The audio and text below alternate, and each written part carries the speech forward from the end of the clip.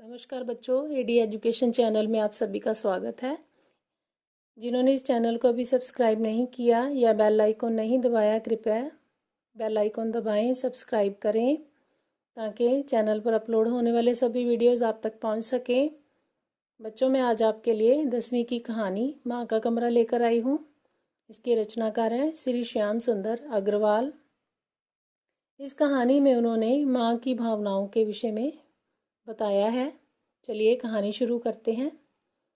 छोटे से पुश्तैनी मकान में रह रही बुजुर्ग बसंती को दूर शहर में रहते बेटे का पत्र मिला। माँ, मेरी तरक्की हो गई है। कंपनी की ओर से मुझे बहुत बड़ी कोठी मिली है रहने को। अब तो तुम्हें मेरे पास शहर में आकर रहना ही होगा। यहाँ तुम्हें कोई तकलीफ नहीं होगी।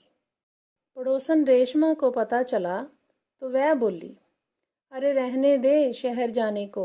शहर में बहू बेटे के पास रहकर बहुत दुर्गति होती है। वह बचनी गई थी ने अब पछता रही है, रोती है। नौकरों वाला कमरा दिया है रहने को और नौकरानी की तरह ही रखते हैं। ना वक्त से रोटी ना चाय, कुत्ते से भी बुरी जून है। अगले दिन बेटा कार लेकर आ गया। बेटे की जिद के आगे बसंती की एक न चली। जो होगा देखा जाएगा की सोच के साथ बसंती अपने थोड़े से सामान के साथ कार में बैठ गई। लंबे सफ़र के बाद कार एक बड़ी कोठी के सामने जाकर रुकी। एक ज़रूरी काम है माँ, मुझे अभी जाना होगा, कह बेटा माँ को नौकर के हवाले कर गया। बहू पहले ही काम पर जा चुकी थी और बच्चे स्कूल। बसंती कोठी देखने लगी। 3 कमरों में डबल बेड लगे थे। एक कमरे में बहुत बढ़िया सोफ़ा सेट था। एक बहू बेटे का होगा, दूसरा बच्चों का, तीसरा मेहमानों के लिए, उसने सोचा। पिछवाड़े में नौकरों के लिए बने कमरे भी वह देख आई। कमरे छोटे थे पर ठीक थे। उसने सोचा उसकी गुजर हो जाएगी। बस बहू बेटा और बच्चे प्यार से बोल लें और 2 वक्त की रोटी मिल जाए, उसे और क्या चाहिए। नौकर ने एक बार उसका सामान बरामदे के साथ वाले कमरे में टिका दिया। कमरा क्या था, स्वर्ग लगता था। डबल बेड बिछा था, गुसल खाना भी साथ था, टीवी भी पड़ा था और टेप रिकॉर्डर भी। 2 कुर्सियां भी पड़ी थीं। बचनी सोचने लगी, काश उसे भी कभी ऐसे कमरे में रहने का मौका मिलता। वह डरती डरती बेड पर लेट गई। बहुत नरम गद्दे थे। उसे एक लोक कथा की नौकरानी की तरह नींद ही न आ जाए और बहू आकर उसे डांटे, सोचकर वह उठ खड़ी हुई। शाम को जब बेटा घर आया तो बसंती बोली, बेटा मेरा सामान मेरे कमरे में रखवा देता। बेटा हैरान हुआ, माँ तेरा सामान तेरे कमरे में ही तो रखा है नौकर ने। बसंती आश्चर्यचकित रह गई, मेरा कमरा? यह मेरा कमरा? डबल बेड वाला?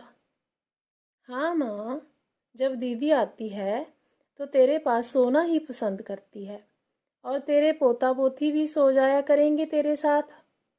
तू टीवी देख, भजन सुन, कुछ और चाहिए तो बेझिझक बता देना।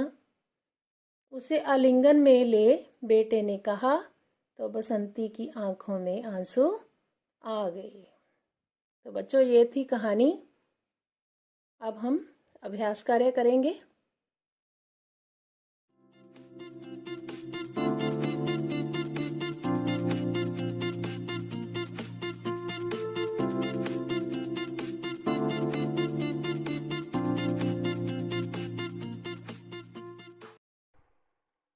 तो बच्चों, हम माँ का कमरा कहानी के अभ्यास कार्य को करने जा रहे हैं। पहले हम छोटे प्रश्न करेंगे।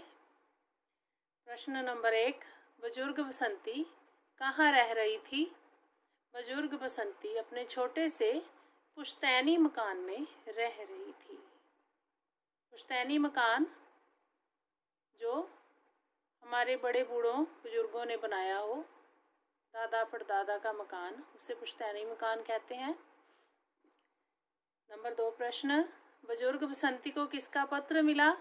बुजुर्ग बसंती को अपने बेटे का पत्र मिला, जिसमें उसने अपनी तरक्की के विषय में लिखा था। नंबर 3, बसंती की पड़ोसन कौन थी? बसंती की पड़ोसन रेशमा थी। नंबर 4, बसंती बेटे के साथ कहाँ आई थी? बसंती शहर में अपने पुत्र के घर आई थी। नंबर 5, कोठी में कितने कमरे थे? कोठी में 3 बेडरूम थे, 1 ड्राइंग रूम और नौकरों के कमरे थे। नंबर 6, नौकर ने बसंती का सामान कहाँ रखा था? उत्तर है, नौकर ने सामान बरामदे के साथ वाले कमरे में रखा था। नंबर 7, बसंती के कमरे में कौन कौन सा सामान था? बसंती के कमरे में TV, tape recorder, double bed था और 2 कुर्सियां भी पड़ी थीं। नेक्स्ट हम करने जा रहे हैं 3-4 पंक्तियों में उत्तर लिखें। पहला प्रश्न है, बेटे ने पत्र में अपनी माँ बसंती को क्या लिखा? बेटे ने पत्र में अपनी माँ को अपनी तरक्की के विषय में बताया।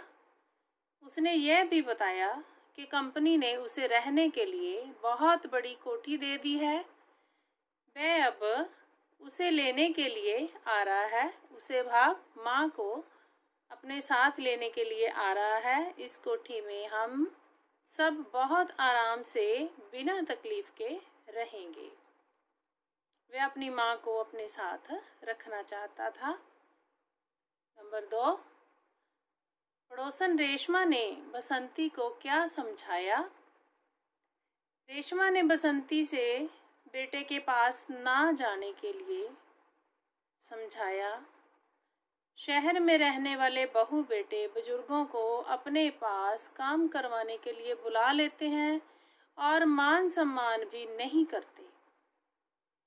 ऐसा रेशमा का कहना था कि शहर में बहू बेटे बुजुर्गों को अपने पास काम करवाने के लिए या अपने बच्चों का पालन पोषण करने के लिए बुला लेते हैं और उनकी दुर्गति करते हैं। बुजुर्गों को ठीक से खाने पीने को भी नहीं देते और नौकरों वाले काम करवाते हैं।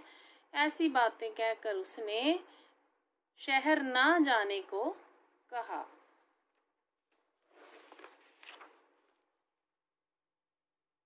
नंबर 3 प्रश्न, बसंती क्या सोचकर बेटे के साथ शहर आई? बसंती को अपने पुत्र पर भरोसा था, फिर भी पड़ोसन रेशमा के डराने से वह मन ही मन भयभीत थी। अगले दिन जब उसका बेटा उसे लेने कार पर आया तो वह बेटे के साथ जाने के लिए तैयार हो गई। उसने सोच लिया था कि जो होगा देखा जाएगा। वह अपने बेटे को भी ना नहीं कर सकती थी क्योंकि वह उससे बहुत प्यार करता था। नंबर 4, बसंती के कमरे में कौन सा सामान था? बसंती को अपना कमरा स्वर्ग सा सुंदर लगा था।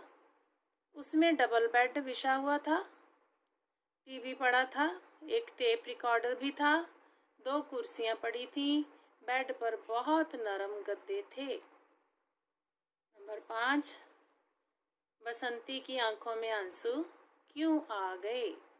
बच्चों, ये क्वेश्चन बहुत इम्पोर्टेंट है, अक्सर ही परीक्षा में आता है। बसंती की आंखों में खुशी के आंसू आ गए थे। उसे ऐसी सुख सुविधाएं अपने जीवन में कभी नहीं मिली थीं। वह अपने पुश्तैनी घर में जैसे तैसे जीवन काट रही थी। अब वह अपने बेटे और परिवार के साथ सुखपूर्वक रह सकेगी। उसका बुढ़ापा आराम से कट जाएगा। उसका पुत्र आजकल के कुछ स्वार्थी पुत्रों जैसा नहीं था।